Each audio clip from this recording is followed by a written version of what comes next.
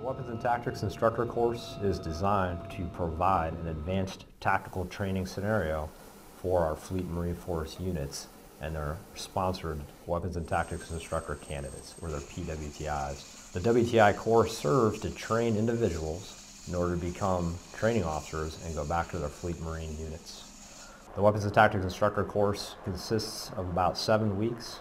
3.5 weeks of it is an academic period of instruction, and then 3.5 weeks is a flying instruction. So 7 weeks total, designed again to produce WTIs to support the fleet training. The purpose of a WTI is to serve as a training officer in a fleet unit.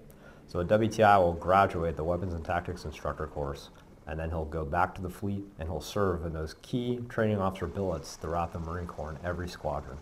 His purpose is to develop a training plan for that squadron in accordance with the Weapons and Tactics training program, as well as to meet the intent of the commanding officer of that unit for his training and guidance.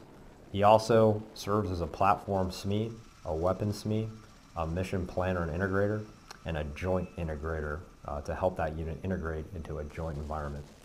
He'll also serve as a tactical risk manager for that unit, particularly when it comes to training and combat operations. To fully operate a WTI course requires support from a wide variety of sources. Particularly within the Marine Corps, MOTS 1 consists of about 220 officers and enlisted Marines. We're very top heavy, but those 200 to 220 folks are the core of MOTS 1, and then when WTI happens, they form the nucleus for all of the supporting units that come in. The field units will come in and we'll bring in an entire Marine Air Control Group, elements of Marine Wing Support Squadron, all to help support WTI operations. We'll also bring in units from the Fleet Marine Force, i.e. aircraft. MOTS 1 doesn't own any aircraft, so the Fleet Marine Force will provide aircraft in order to sponsor the WTI course. So with that, they send the maintainers and all the different support units required. All those elements in the Marine Corps will come in to help support WTI. As far as training goes, WTI is characterized by advanced tactical training that encompass full spectrum operations. So what that means is when units come here and individuals train to be a WTI, we expose them to mission sets that they perhaps haven't seen before in order to prepare them for combat. Our goal is to train a WTI and have him see the full spectrum of operations so that he's prepared for anything when he goes back to the fleet. Particularly, we try to enhance the training here at WTI by bringing in advanced threat systems to provide that advanced training. And then with all of the assets we have that support WTI, we bring them into Yuma, Arizona, combine them together to perform a large force exercise in terms of the actual events that we do. During WTI, we have a number of major evolutions. Most of our major evolutions are based or O-plan informed, meaning they are the scenario that the event is built on, the threat that the scenario simulates, the type of mission that we do in that event simulates a real-world mission scenario or a plan that we have.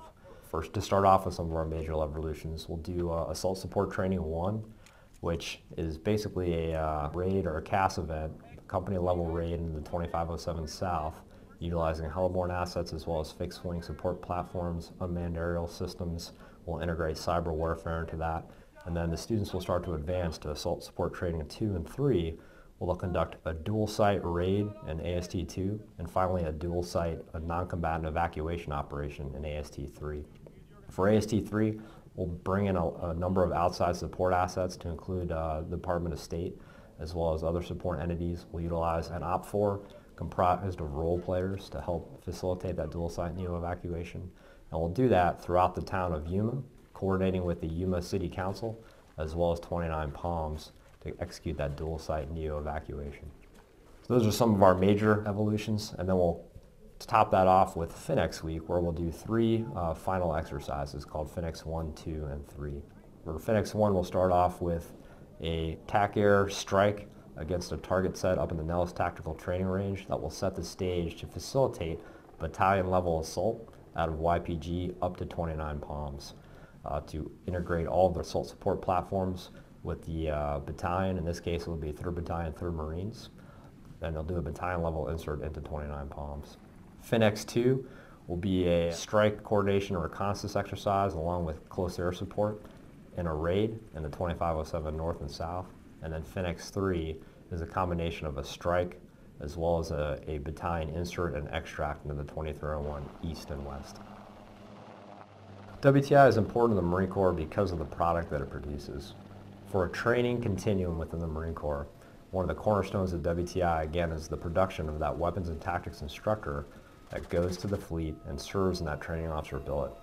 That weapons and tactics instructor is the training expert and the continuity in the fleet to ensure not only that his unit is trained, but that adjacent units can be assessed or helped to train them as well, and then serve in key staff officer billets to help facilitate training throughout the Marine Corps.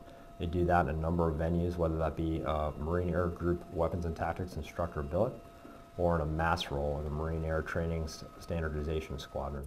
All those billets will help ensure that Marine aviation units continue to train effectively, and more importantly, they're standardized across the Marine Corps.